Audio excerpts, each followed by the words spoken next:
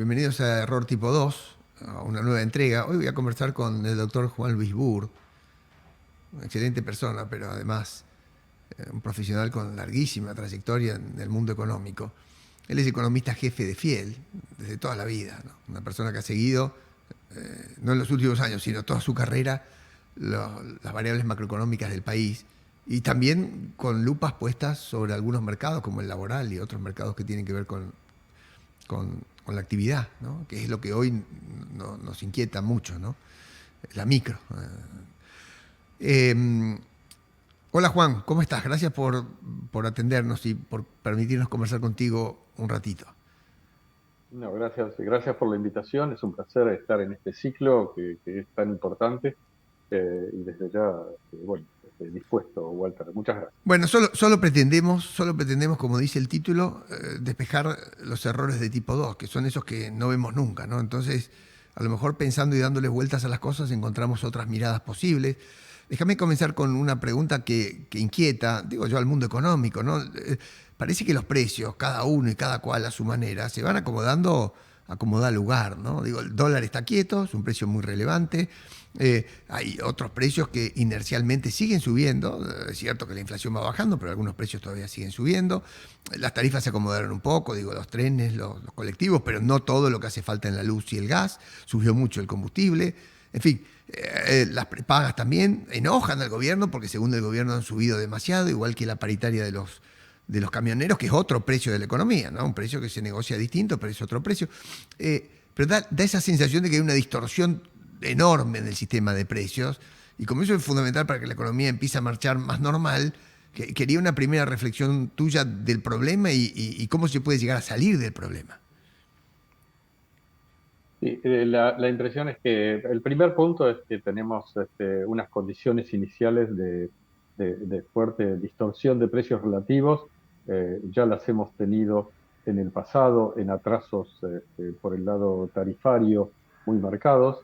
Esto viene en varios gobiernos peronistas. Ha habido el uso de la tarifa como política de anclaje. También hubo el uso del tipo de cambio. Digamos, no quiero volver a hacer historia, pero simplemente decir, tenemos antecedentes de distorsiones de precios relativos en los años 40, en los años 70, para decir, en los 2000, etcétera. Tenemos grandes distorsiones de precios relativos. Salir de eso siempre es complejo porque la primera idea es que el hacedor de política económica empieza a mover algún precio y supone que a lo mejor que el resto de los precios se van acomodando o trata de acomodar los precios, lo cual puede ser peor, porque si vos como burócrata pensás que vos sabés cuáles son los precios de equilibrio de la economía, este, tenés una hipótesis demasiado fuerte. Mm. Eh, yo lo que me parece es relevante es entender que no es el único caso en el mundo que has partido de distorsiones de precio y tenés que salir.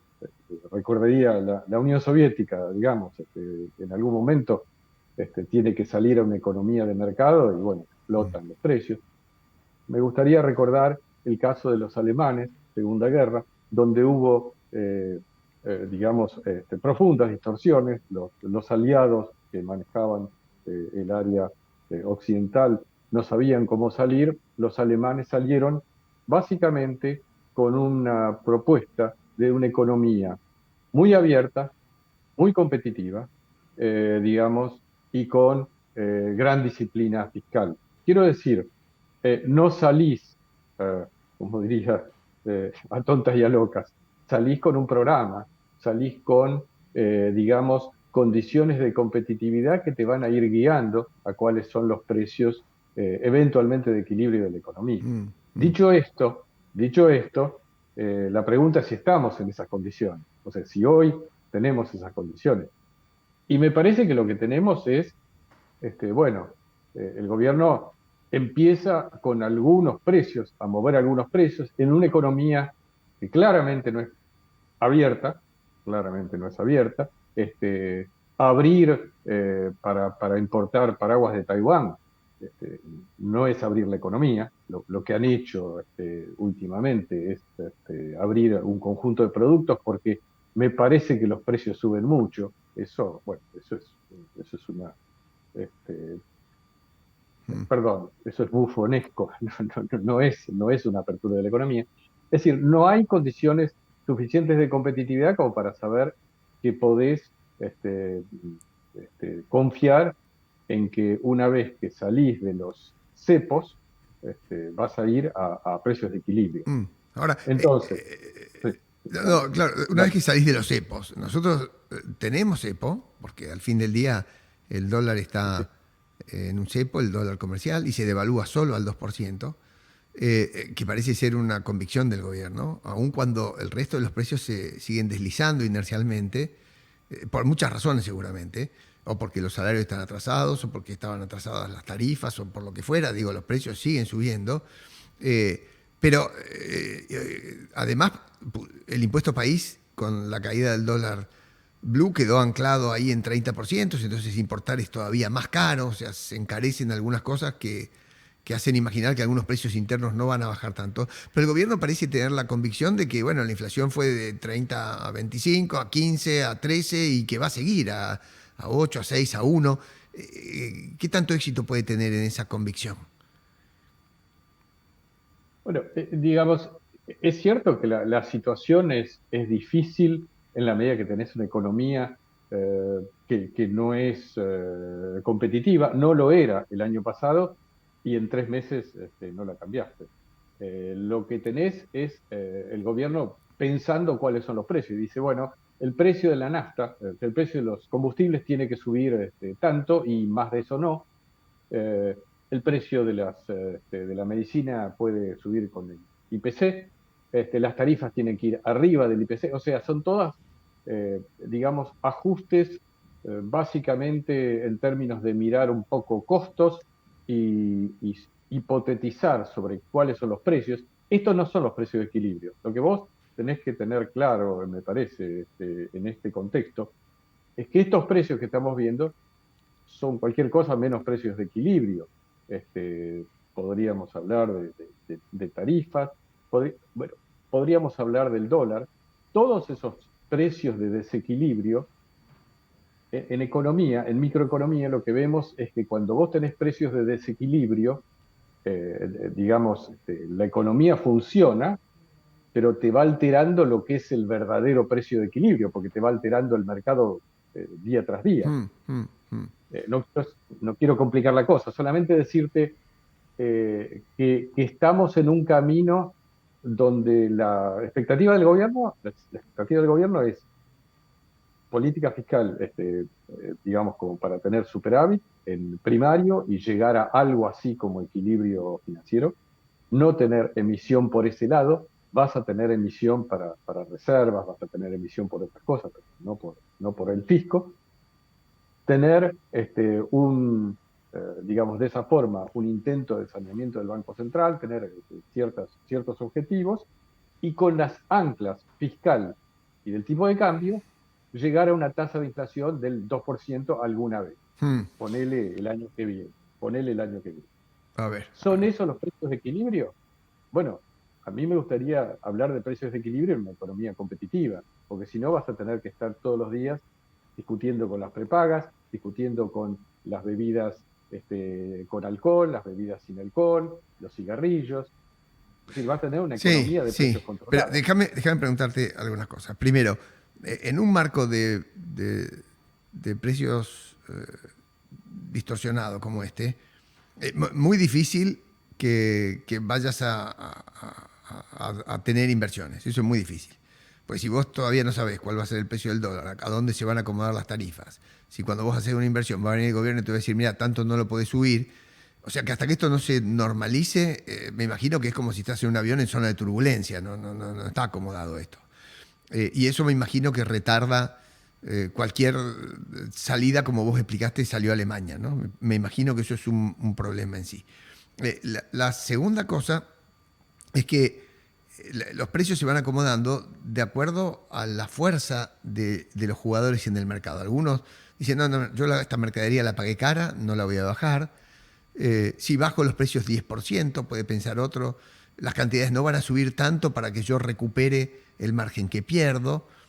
O sea, la recesión no aprieta a todo el mundo igual, no todo el mundo tiene la misma capacidad para enfrentar la recesión por sus costos fijos. O sea, es muy difícil que este berenjenal se acomode solo, porque cada jugador además tiene una fuerza relativa distinta. Y no me parece que ningún gobierno se pueda poner a pelear con uno y con otro y con otro y con otro, porque sería una lucha como la que hacía Moreno. Digo, vos sabés que no tiene buen fin. Entonces, si uno se quiere imaginar, aún bajando la inflación, que esto se vaya a normalizar, ¿qué es lo que tiene que imaginarse en el medio? O si vos estuvieras en esto, ¿qué harías vos? Digo, si lo que yo estoy graficando es correcto, ¿no? Bueno, digamos, la economía te sorprende porque alguna flexibilidad todavía hay. Ayer, con los datos de precio mayorista, vos viste que los precios de importación, los precios de importados, cayeron. Mm, El dato de marzo dio una caída de 1,7, es decir, casi 2% de los precios importados, porque claramente siempre hay algo de verdad en lo que te dice el ministro, que te dice, bueno, alguien picó los precios con un dólar de 2.000 o lo que sea, mm, y de pronto se dio cuenta que no pudo vender. Bueno, ok, algo de eso hay y vos lo ves por todos lados. Por otro lado, lo que vos decís claramente es hay que ir caso por caso, mercado por mercado, y dentro de cada mercado hay jugadores que son diferentes, algunos que pueden soportar, otros no, la situación. Digamos, la demanda te va a fijar restricciones, la oferta también, lo que pase con la oferta. Yo creo que, digamos, lo que estamos viendo es un proceso, como creo que vos lo pensás, también es bastante caótico de ajuste de precios. No, no necesariamente los precios se están ajustando a lo que deberían ser en equilibrio, porque, digamos, se están ajustando, en muchos casos se ajustaron preventivamente, digamos, ahora vemos que algunos se están reajustando un poco a la baja. Claramente hay sectores que tienen una cuestión de demanda que se les desplomó, la construcción, para ponerlo así, donde los precios de los insumos se fueron al diablo y por ahí, ¿quién te dice? Vos tenés 3 meses de estabilidad. Te estoy mm, diciendo ejemplos sí. que pueden llegar a ocurrir. Al mismo tiempo, uno se pregunta, bueno, qué sé yo, el precio de la carne ya subió, debería estabilizarse, pero si vos mirás los datos de las últimas 2, 3 semanas, viste aumentos del precio de la carne fuerte, el precio mayorista. Y si bien hay cuestiones climáticas, qué sé yo, todo tiene cuestiones especiales, digamos, hay otros factores estructurales que se están recomponiendo. Por ejemplo, si hay que recomponer los rodeos, etcétera, en el Mm, caso de la carne, lo que sea. ¿Qué quiero decir? ¿Cómo me imagino que uno debería? Uno debería pensar que para llegar a equilibrar, o sea, sí. tener ciertos precios de equilibrio, o sea, vos tenés que tener una economía que funcione en régimen. Y para eso tenés que tener una economía que no sea profundamente cerrada, con cepos, etcétera. Todo eso nos va a llevar tiempo. ¿Por qué nos Ok, va a llevar tiempo? ok. ¿Por qué? Porque vos no podés abrir la economía si tenés la regulación laboral, de gasto público, etcétera, que tenés hoy. Eso te va a llevar un año de entre las leyes y Mm, las reformas. Eh, ¿Te puede ayudar algunas cosas? Sí, te pueden ayudar en el medio. Y bueno, cuando hagas la moratoria y el blanqueo, perdón, el blanqueo sobre todo, algo de plata te entra, eso te ayuda un poquito. Pero lo que estás viendo es una economía desequilibrada en el 2024 que va a seguir así con muchos idas y vueltas, con sí. muchos controles Mm, de parte del mm, gobierno, por mucho tiempo. Te doy un ejemplo. Se habla de salir del cepo, pero el cepo incluye el tema de remisión de dividendos. Yo no veo ninguna posibilidad que los dividendos se normalicen. Normalicen, quiero decir, una empresa ganó plata y puede enviar sus dividendos al exterior. Yo digo que normalmente eso no va a ocurrir, sino de forma a gotas a partir de el 2025 y menos gota, o sea, con más espacio, 2026, 2027. Es decir, el cepo está con nosotros por 2 o 3 años, más allá de que consigan 15.000 millones de dólares. O Vamos a sea, ponerlo. pero la pregunta es esta, ¿eso es razonable? O sea, yo te hago Bueno, esta pregunta, ¿no? Porque yo veo algunos contrasentidos, me gustaría ver cómo los ves vos y que nos expliques. El camionero se siente y junta una paritaria de, no sé, 50%. Pero el ministro Caputo dice, no, mira, 50% no, porque esto estás indexando la economía. Los camioneros dicen, mira, nosotros negociamos la paritaria como dice la ley, esta guita es nuestra, el año pasado nos atrasamos, no nos queremos atrasar, tenemos fuerza para imponer esto. No te homologo la paritaria, por ejemplo. Dice, bueno, la fuerza que tienen los camioneros está claro que no la tienen otros gremios, qué sé yo, por ejemplo, el empleado de comercio. No se vende nada en los shopping. El gremio no debe tener ninguna fuerza. Cuanto más sube el salario, más despedida es la gente, no hay vuelta ahí. Pero digo, parece un poco entre anárquico y muy difícil de entender esto de que algunos salarios pueden subir, otros salarios no pueden subir, que les convalide salarios muy altos significa que entonces los precios del supermercado no van a bajar. Digo, parece ahí como un te estás juego de billar, metiendo, rebota todo contra la banda, ¿viste? pero te estás metiendo en una cosa que está en el núcleo del problema. Eh, no son los camioneros solamente, son los camioneros, permitime, espero que no se enoje nadie, pero son los camioneros y son las empresas de camiones, porque ¿cómo es la negociación colectiva? Mm, Disculpame que me meta en este punto. La negociación colectiva es entre el sindicato y la Cámara empresaria, pero la sí, Cámara básicamente te representa, permitime que te diga, por más que tenga de socios mucha gente, te representa a las empresas más grandes claro, porque sí, las más grandes pueden pagar esos salarios. Entonces vos sabés, Walter, que si vos pagás esos salarios, estás poniéndole una presión muy fuerte a las empresas medianas y más chicas, sí, que claro. probablemente algunas son eficientes, pero algunas no pueden pagar esos salarios. Entonces, vos como Cámara, perdón que otra vez meta con los intereses de los muchachos, acá los muchachos son no solamente los sindicalistas, sino las empresas, las cámaras Sí, empresarias. sí, lo entiendo. Entonces, en este sistema de negociación colectiva, no tiene razón ni Moyano, ni la Cámara, ni Caputo.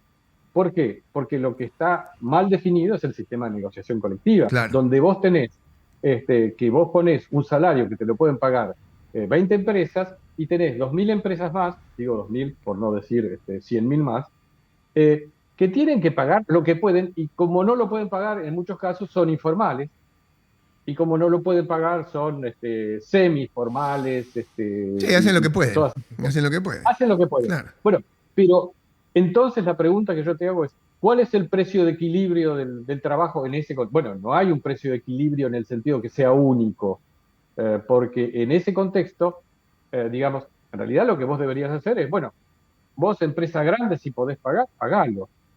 Vos empresa chica tenés un nivel eventualmente que hace a la Mm, productividad sí, que tienen las empresas. sí, Pero eso no lo estás haciendo hoy, porque cuando vos discutís, el ministro de Trabajo discute, o el secretario de Trabajo discute la homologación de paritarias, homologa caso por caso, de acuerdo, sería su leal saber y entender, y el gesto es eh, con el dedo, sí. con el dedo, Bueno, pero entonces, homologa. Ahora, sorry, disculpa. no, déjamelo preguntar de otra manera, ¿no? Porque yo veo que en cada caso particular vamos a tener una discusión, seguramente con algún funcionario del medio que dice, mira, aumentaste mucho, aumentaste poco, esto me gusta, esto me parece que no, tal y cual. Pero la pregunta que yo me hago es si esta es la consecuencia de que para frenar la herencia que le dejaron a Milei, y yo siempre subrayo, eso es una bomba gigante, el tipo cierra la canilla del déficit fiscal, se sienta arriba de la plata y dice, no hay plata, no te doy más plata para nada, no sé, aguantar. Y además el tipo mete el freno de mano y ancla el tipo de cambio, ¿no? Entonces, ahora, una vez que anclas el tipo de cambio y haces una restricción fiscal y monetaria, bueno, logra hasta que el blue caiga, ¿no? De Caputo, que es un trader, ha domado al dólar por un rato, baja las expectativas. Pero claro, hay precios que se pasan de largo o hay precios que se habían pasado antes de largo y estaban pensando en un dólar de 1.500. Digo, ¿es posible imaginarse una economía y decir, mira, esto lo clavo en 1.000 y que todos los demás precios se acomoden a 1.000? Porque eso es lo que estamos viendo. Es decir, como yo lo entiendo, corregime donde estoy mal. Es decir, mira, yo tengo que frenar esta economía. El camión con acoplado viene a 1.000. Con la emisión sola no me alcanza. Con el déficit fiscal solo. Bueno, le anclo el tipo de cambio. Le meto un frenazo, que vaya a una recesión, una picada gigante. Bueno, pero pará, todos los precios se pasaron, algunos se querrán pasar o cada cual juega su partido. ¿Estuvo bien esa política?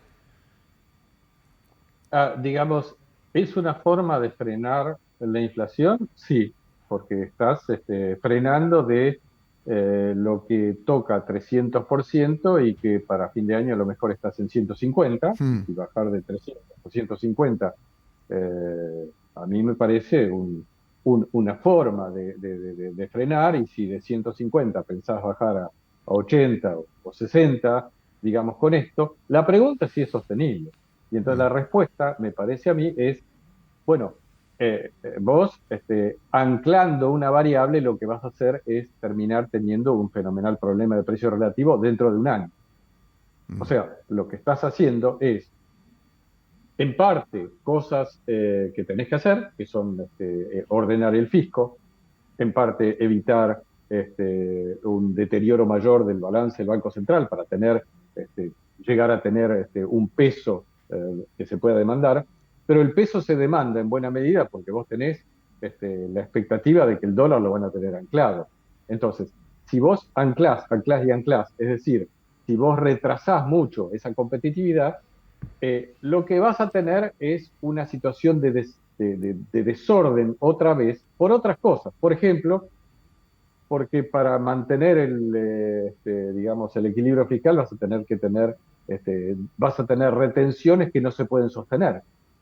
Imagínate vos un tipo de cambio que en términos reales cae 20-30%, porque lo mantenés yendo por debajo de la inflación, y le dejás retenciones del 35 a la soja, qué sé yo, al trigo, etcétera. Bueno, tenés un problema de competitividad en los sectores más productivos de la Argentina. Mm. O ¿Qué, sea, qué, la qué? respuesta que te estoy Sí, dando, la sí. respuesta que te estoy dando es que no es, este no es un programa de largo plazo ni de mediano plazo, es un programa de corto plazo. Yo diría, tal como viene la cosa, uno ve que en 6 o 9 meses vos algo tenés que rectificar, recalculando. Ahora, la pregunta es esta, porque digo, uno podría decir, che, el tipo de cambio está atrasado. Y alguien te dice, bueno, mirá, Milei compró 12.000 palos verdes, que es una cantidad exuberante. No sé si vos lo tenías en mente que eso podía pasar así. No, no es que hubo blanqueo, compró 12.000, 13.000, no sé cuántos miles de millones, un montón, un montón. El agro está vendiendo, no sé si lo hará al principio, porque los productores más chiquitos que tienen deuda por la sequía están rápidamente tratando de recomponerse, o si va a durar durante el trimestre que habitualmente se liquida, si el gobierno va a seguir comprando, y dice, mira, vamos a dejar el cepo así como está, vamos a liberarlo de a poquito y vamos a seguir haciendo reservas porque nos da tranquilidad, nos da confianza.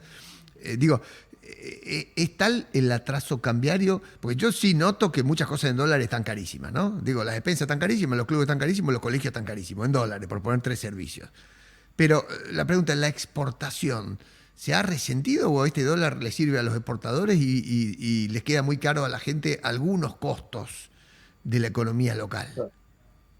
Pero lo que pasa es que acá lo que estamos es afectando precios y rentabilidades por la decisión de política doméstica. No es que han caído los precios internacionales, más allá de lo que haya pasado con las commodities. Hmm.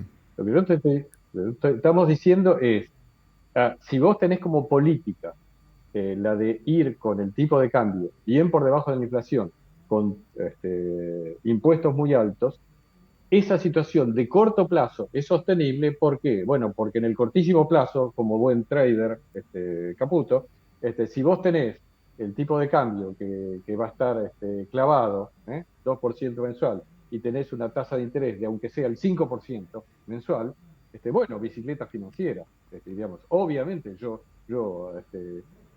me sumo a la bicicleta financiera, pero claro, por 3, 4 meses, por el tiempo que esté. Yo te dije 6, 9 meses porque vos podés estirar esto, pero la cuestión es, si vos pensás que en el 2025 vas a tener el mismo esquema de política, yo te diría, es un esquema de política altamente riesgoso de que, digamos, tus objetivos fiscales se empiecen a resentir fuertemente. Segundo, que tu recuperación sea más lenta Cuando se habla de V o U en la recuperación, digamos, todos estamos esperando que en algún momento la economía recupere. Bueno, rebote va a haber, pero el rebote, si es chiquito, no te alcanza para sostener el equilibrio fiscal. Lo que quiero decirte con esto es, vos estás distorsionando los precios relativos, en parte porque no sabés, y realmente no lo sabemos, ni que estés vos, ni yo, ni cualquiera en el Ministerio de Economía sabe cuál es el precio de equilibrio, pero en parte porque no todavía pudiste impulsar aquellos cambios que tendrías que estar impulsando, para que vos digas, bueno, en el 2025 yo tengo un sistema más libre que me puede ir hacia precios de equilibrio. Digamos, no es que lo voy a lograr amenazando a las empresas Sí, ya entendí. Lo que se llaman reformas estructurales. Lo que se llaman reformas si no estructurales. las haces, si no las haces, vos vas a estar con la misma economía que tuviste siempre y vas a terminar controlando precios, aunque vos seas Milei. Sí. Vos te llamás Milei, controlas precios. Sí, lo entiendo perfecto. Déjame hacerte algunas otras preguntas que me vienen a la cabeza, ¿no? Porque el gobierno efectivamente ha logrado aquietar el dólar y que el índice de inflación baje y que algunos precios bajen, y a la par va bajando la tasa de interés, ¿no? Esa tasa de interés, uno puede decir, mira, es negativa en pesos, está bajo de la inflación, pero contra el dólar, como vos bien explicaste, es potente. Entonces algunos dicen, no, mira, va a seguir bajando la tasa en dólar, la va a seguir bajando, y después entusiasmará menos a la gente a que haga esa bicicleta, y vamos a ir viendo, porque vamos viendo cada paso, soltamos los pesos, vemos si esos pesos van al dólar o no, si se escapa la brecha o no se escapa la brecha. Pero tenemos que sanear el Banco Central y para eso la tasa esa tiene que ir bajando. ¿Eso es factible imaginarlo así? ¿O sea, están bien encaminados con esa idea? Bueno, yo creo que eso es, quizás no tenían muchas alternativas a esto, si querían tener, digamos, una baja tan violenta de la tasa de inflación. Lo que pasa es que las tasas de interés negativas en este momento no están están haciendo parte del trabajo de que los pasivos del Banco Central, bueno, se mantienen, digamos, van cayendo, si vos querés, un poco, pero el crédito no sube por el hecho que las tasas sean negativas, porque vos tenés un escenario donde el crédito sigue muy bajo. Es más, eh, tenés muy pocos países en el mundo donde el crédito hipotecario sea menos del 1% del PBI. En cualquier país latinoamericano, el crédito hipotecario es 20% del PBI. Y para no hablar de los países donde es el 80, el 100 o el 150% del PBI. Es decir, vos no tenés crédito, vos tenés un sistema financiero que se está achicando porque no hay interés de tomar depósito, de crédito, y los depósitos sí están allí, pero digamos, hacemos la bicicleta financiera, sí, nos quedamos, pero los depósitos no crecen, o crecen muy poco, no crecen en términos de la economía. El sistema financiero es tan chico que se tiene que consolidar. Vos has visto cómo se compran bancos, se van bancos de la Argentina, después puedo mencionarlo, ¿no? El Itaú, el HSBC, etcétera. Se van los bancos porque tenés que consolidar.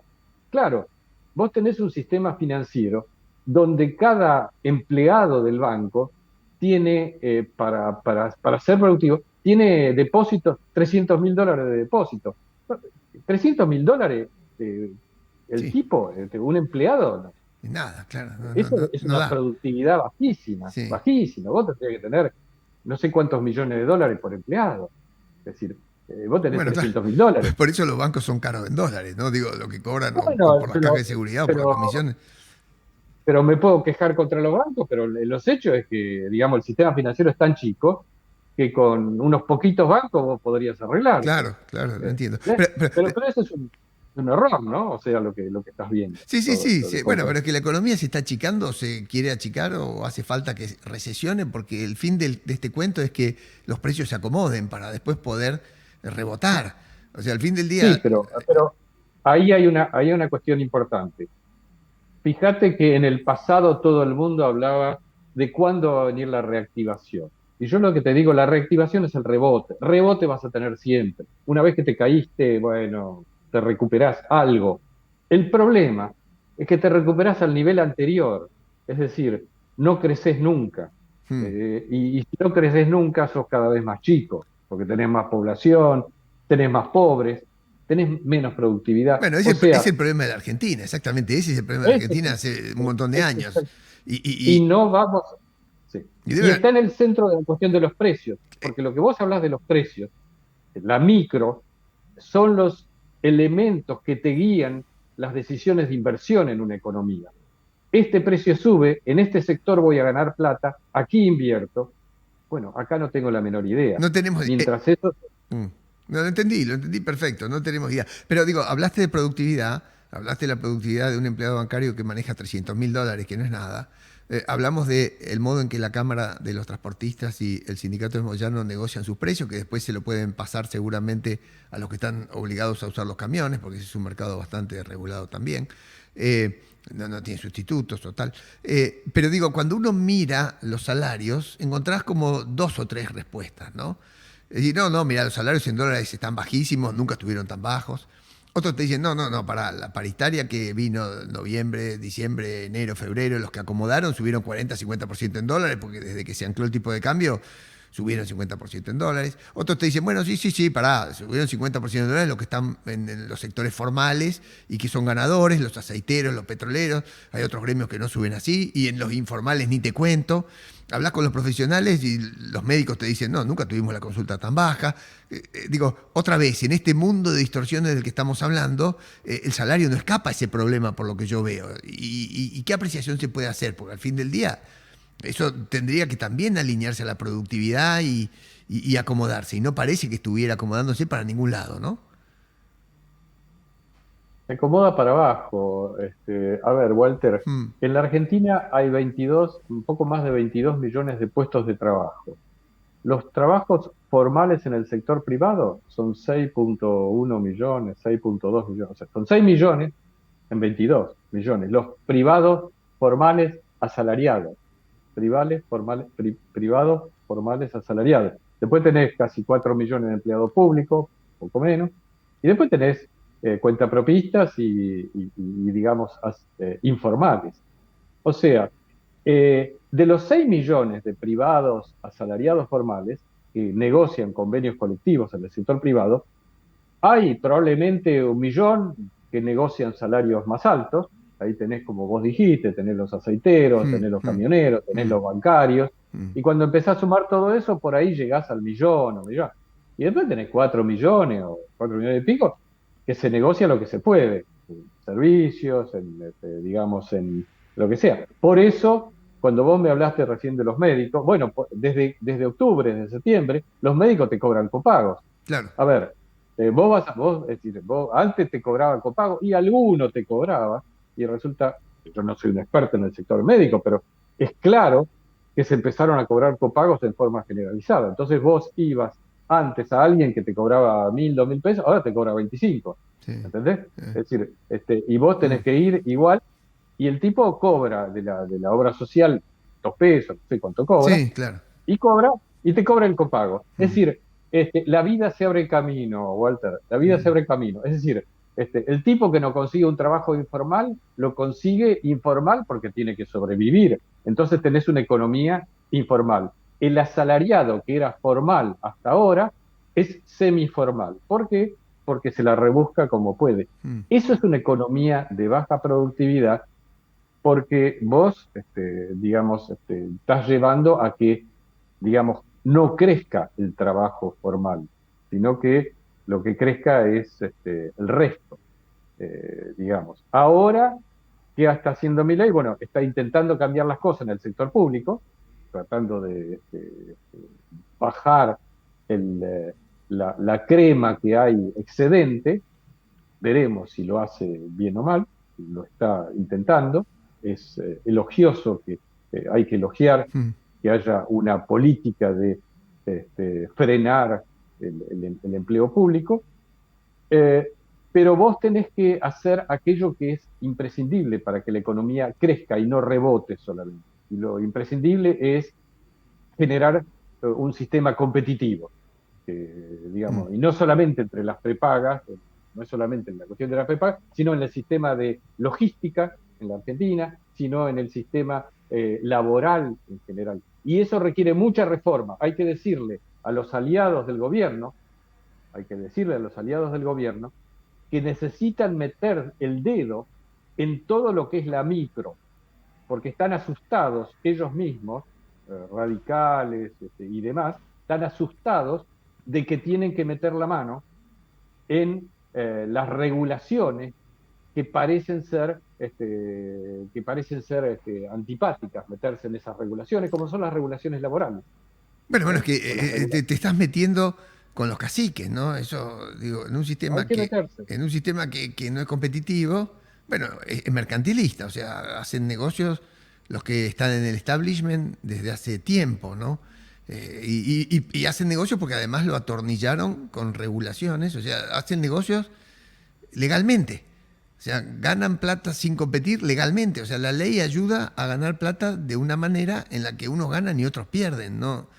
Entonces eso me parece que del mismo modo que los precios relativos se han distorsionado casi en capas geológicas, las regulaciones de la Argentina se han acumulado también a lo largo de muchos años, ¿no? Muchos años. Y tenés un Estado que no tiene que hacer la vista gorda, ni en el caso de las gaseosas que no pagan impuestos, porque para dar el ejemplo de las bebidas gaseosas, vos tenés competencia desleal entre las formales y las informales. Y en el sistema del tabaco, vos populi, que tenés empresas tabacaleras que pagan impuestos y los que no pagan impuestos. Mm. Bueno, esos son dos ejemplos. Lo que pasa es que el sistema de negociación en la Argentina, el sistema laboral, es un sistema que favorece eh, también a ciertos sectores, sobre todo, no más que sectores, hace una discriminación que obliga a mucha informalidad. La Sí, informalidad sí. existe porque la gente se escapa Mm. de la ley. Sí, Bueno, claro. hay que procurar que no se escape de la ley, no solamente ir a buscarlo a la casa al tipo que evade, sino dar un contexto regulatorio diferente. Sí, Si sí. eso no Ah, pasa, ah. si eso no pasa, vamos a seguir No vas a controlando crecer. precios. Eso lo Y entendí. vamos a seguir Eso controlando lo precios. entendí perfecto. Entendí que acá la inflexión no es que solamente bajen los precios porque el presidente tiene éxito en su idea de estabilizar, sino que hacen falta algunas transformaciones de fondo que hagan que las cosas en la economía se equilibren de manera más competitiva. Eso lo entendí perfecto. Ahora yo te voy a hacer esta otra pregunta, porque a Milei le ha tocado algo chivo, ¿no? El tipo se tiene que cambiar la zapatilla corriendo. Cualquier gobierno que se acomoda para crecer, en general lo ha hecho después de una crisis gigante. Le pasó a Menem después de Alfonsín, dio unos tumbos, por supuesto, le pasó a Kirchner después de la Rúa y Duhalde, donde hubo algunas devaluaciones y correcciones. Es decir, el sistema se purgó con tremendos ajustes, o sea, un gran guadañazo. No es que hizo falta motosierra y licuación, sino que vinieron solos antes del presidente. A Milei le toca las dos cosas. Corregir para después crecer. Eso es muy difícil. Políticamente también muy difícil. No, no es que el tipo viene después de una gran explosión. A Massa no le explotó nada la bomba que dejó. Entonces, la pregunta para hacer es esta. ¿Había otra manera de encarar esto? Por ejemplo, cuando él subía o asumía, decir, bueno, mira, deja que el dólar vaya a 4.000, 5.000, esto no es culpa mía, los precios se van a acomodar todos solos porque se incinera todo y arrancamos de nuevo, que venga una hiper... Digo, yo no lo culpo por no haber hecho eso. No estoy seguro que hubiera sido una solución fácil. O meter un plan Bonex. ¿No? ¿Hizo mal cuando encaró por acá? No, no, yo creo que, digamos, la idea de la asunción de mi ley da la oportunidad de un cambio de régimen, justamente porque hay un hastío y un enojo muy fuerte con, primero, con todo lo que pasó, con todo lo que venimos, con el aumento fuerte de la inflación, el deterioro, y porque se ve y creo que una buena parte de la población vio que no había mucha alternativa de seguir con más de lo mismo. Creo que eso más o menos está en el ambiente. Pero además mi ley propone de alguna forma un cambio de régimen, porque si vos te planteás lo que propuso desde diciembre, digamos, me refiero al DNU, la ley, etcétera, son muchas reformas, incluyendo reformas en cuestiones por ahí, digamos, que son más difíciles o irrelevantes, etcétera, pero hay mucha reforma propuesta como la idea de que yo estoy proponiendo una situación diferente para, y que con eso yo convenzo a la gente de que las cosas van a ser diferentes, efectivamente. Y bueno, la gente compra eso, en parte porque si vos realmente haces algunas de esas reformas, como bueno, tener equilibrio macroeconómico, tener una economía que algún día sea más competitiva, más abierta, y bueno, vas a tener una economía que probablemente sea más estable y empiece a crecer un poquito todos los años, en lugar de crecer No, no, está bien, pero la 8%. pregunta es, ¿había una manera, porque digo, hay que reformar, no tiene acuerdos políticos y tal, mandó la ley y no le dieron aprobación en el Congreso. Tenía que estabilizar, porque también le dejaron una cosa que está incendiada, lo que le dejaron estaba incendiado. Entonces, digo, ¿había otra manera o habría otra manera de imaginarse esto? Otra manera posible, porque digo, se le va atrasando el dólar. Bueno, pero si tuvo que meter el cepo y conservarlo porque no tenía dólares. Che, las tasas que están altas y generan bicicleta. Bueno, pero si no las deja altas se le puede correr todo a tal lado y tal. Bueno, la inflación va cayendo, pero los precios se le escapan. Y bueno, porque la Argentina está regulada, es corporativa, algunos negocian distintos. Yo la pregunta que me estoy haciendo, porque me doy cuenta en el lío que está Milei y nosotros, y los manotazos que empieza a dar para controlar precios, si la pregunta es si había alguna otra manera distinta o hay algo a la vista tuya que él debiera hacer para tratar de salir de este año de turbulencias que es tremendo, para la gente sobre todo que no le alcanza la plata, ¿no? Ese es el punto. O sea, ¿hasta cuándo va a aguantar? Sí.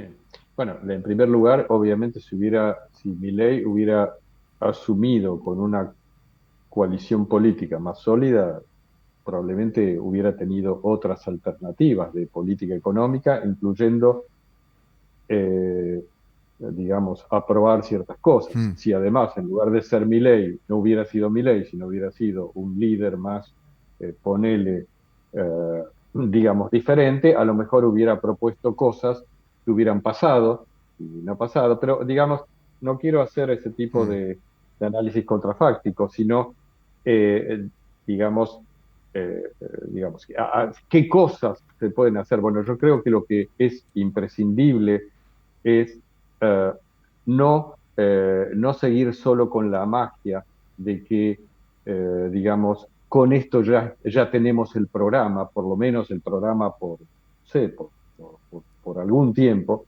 Yo creo que es necesario tener un programa económico que diga más, un programa económico y, por supuesto, más amplio también, que tenga más cosas. Es decir, digamos, hay que ir hacia cierta normalización de la economía en términos yo hablo básicamente de la economía, Sí, claro. por supuesto, asumiendo que hay reformas que son entre económicas e institucionales importantes.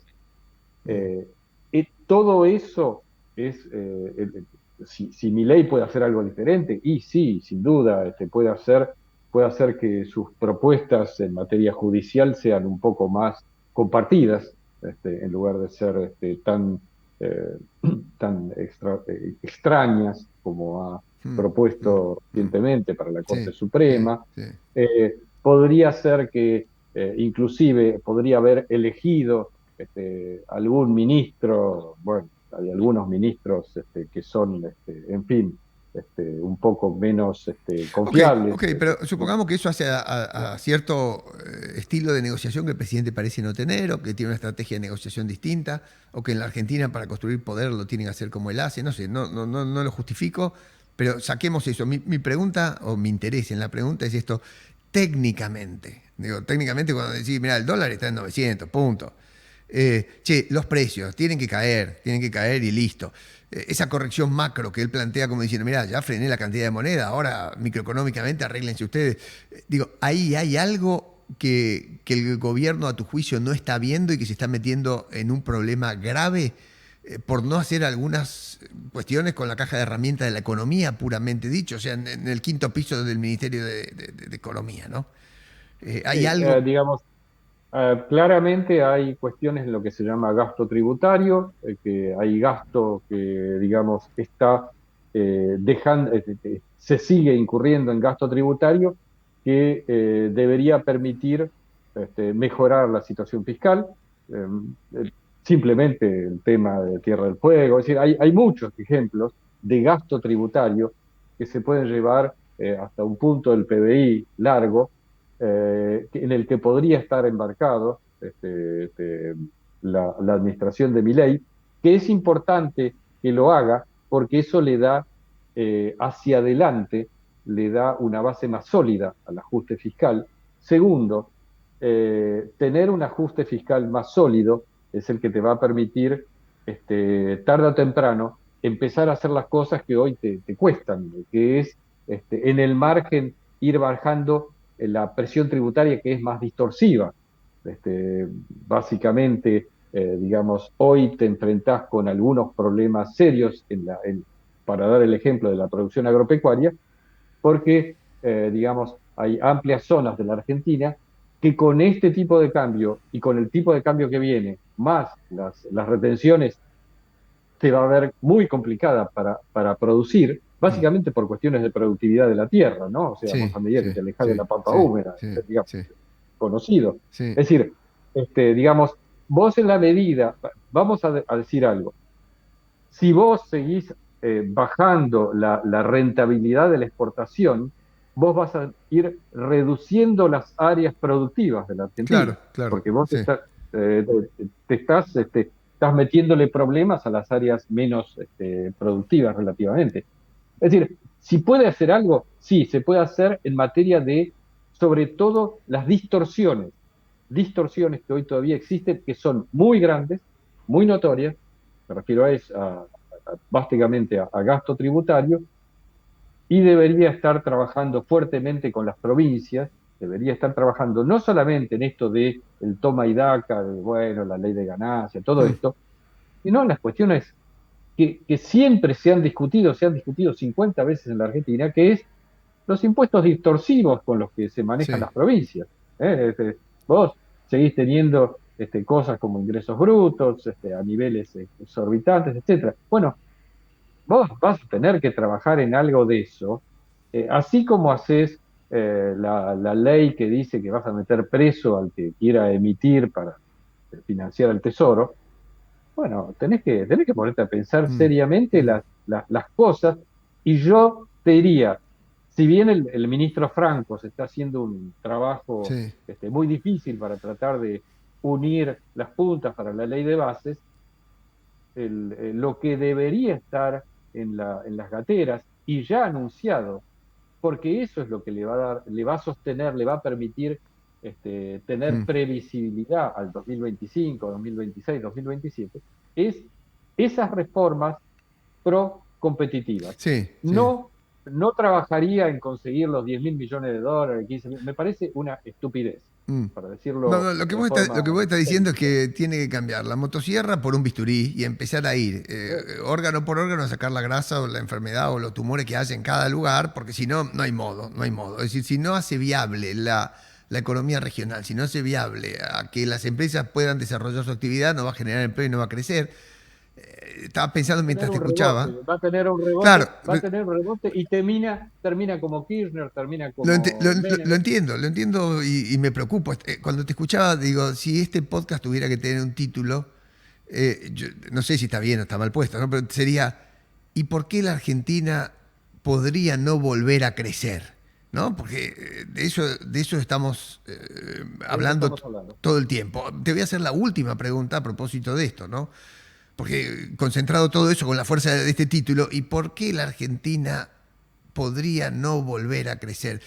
Digo, ese estado que recibe Milei es un elefante, la figura no es nueva. Eh, yo siempre digo que es una carroza del carnaval de Brasil, llena de una comparsa arriba, digo muy respetuosamente, tirada por tres perros salchicha que es la producción, ¿no? 3 perros salchichas. Es muy grande el peso del gobierno para las 3 salchichas que lo tiran, ¿no? Así, bueno, ¿cómo metemos ese elefante en una mesa de luz? ¿Qué hacemos? ¿Lo cortamos en pedazos? ¿Lo desinflamos? ¿Lo licuamos? ¿Devaluamos hasta que el dólar vaya a cosa y reduzca el elefante? ¿Lo jibarizamos? Pues digo, el problema de fondo es que hay 40% de gasto público. El tipo no solo que recibe desquiciada la finanza, la deuda increíble, vaciadas las arcas, sino que él tiene que lidiar con 10 millones de jubilados, con todos los empleados públicos, con toda la guita que le manda la provincia. Entonces, la pregunta para terminar es, ¿cómo se reduce en términos relativos y absolutos ese elefante que pesa sobre la espalda de la producción y que es la amenaza de no volver a crecer? Bueno, te hago dos comentarios. El segundo va a estar relacionado con esta pregunta, pero permíteme antes decirte que eh, el problema a veces en la Argentina es que te llenan la cabeza con la idea de que como tenemos la minería, como tenemos el petróleo, como tenemos el agro, no te preocupes, porque eso va a tirar para arriba y con eso vamos a Sí, estar sí, el litio mejor. no salva, el litio no salva. Claro, el litio antes fue vaca muerta y Sí, antes sí, fue la soja. sí. Y yo te digo, es que todo eso es bullshit, o sea, es mala política, mal análisis, porque en realidad vos con eso vas a tener una economía generalizada de baja productividad que tenga dos o tres sectores de punta. O sea, vos querés ser Arabia Saudita porque solo produce petróleo y no produce más nada. Bueno, primera observación. Los que te dicen eso, dismiss, o sea, dejarlos de lado porque te están vendiendo espejitos de color. La segunda cuestión es el nudo que vos decís, es, bueno, yo tengo un Estado que no va, o que me consume, si no es 40, será 38 o 37 por ciento del PBI, cuando normalmente era 25, y un Estado razonable podría ser 30 en América Latina, digamos, 30% del PBI. Milei ha dicho 25. Milei te pone objetivos tan ambiciosos que la pregunta que te haces es, pero ¿cómo diablos llegás a ese objetivo? Mm, Porque si vos estás hoy en mm. 37, 38, o lo que sea, y querés bajar a 25, bueno, pasa 25 del PBI, hay que imaginarse un ajuste del gasto público enorme o un crecimiento enorme.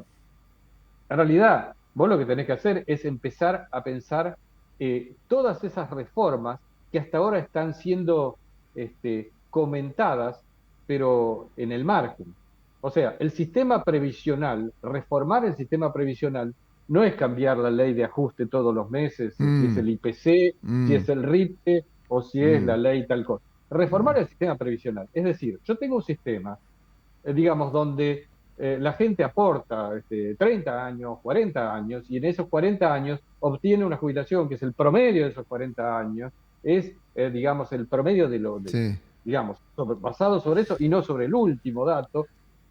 Elimino los sistemas de privilegio, me pongo con las provincias, hago reformas para que todas tengan parámetros que si quieren pagar más, bueno, van a tener que gastar más. Yo no te voy a dar un mango Mm, para eso.